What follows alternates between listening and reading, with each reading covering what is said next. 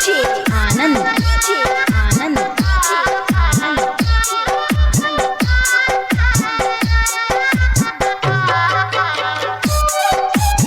सिंधी बख्तियारपुर दुर्गा स्थान गली। कितने दिन से सोना है हाथ की कलाई, तो बांधे बहना मेरे हाथों में राखी, तू बांध बहना जाएगा हाथ की रुआई, तू बांध बहना।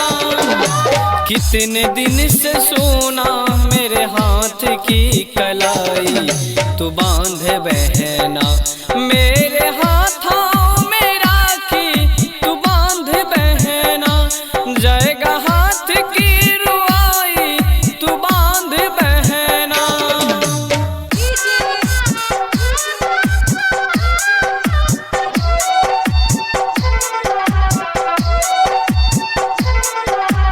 मनीष मनीष मनीष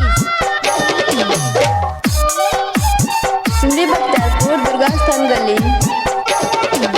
सोने है जब से तू बांधेगी राखी, सोने है जब से तू बांधेगी राखी, मन में उमड़ती जैसे खुशियों से आँखी, तू बांध बहना मेरे हाथों में राखी, तू बांध बहना जाएगा हाथ की रुआई, तू बांध बहना।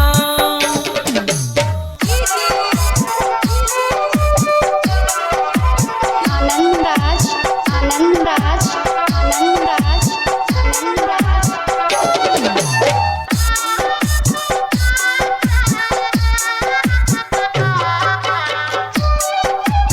सिंधी बख्तियारपुर दुर्गा स्थान गली।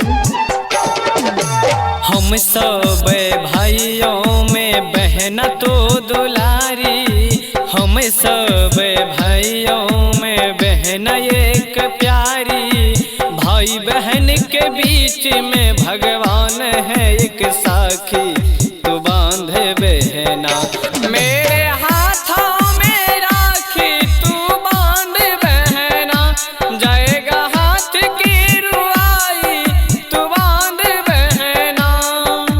कितने दिन से सोना मेरे हाथ की कलाई, तू बांध बहना मेरे हाथों में राखी, तू बांध बहना जाएगा हाथ की रुआई, तू बांध बहना।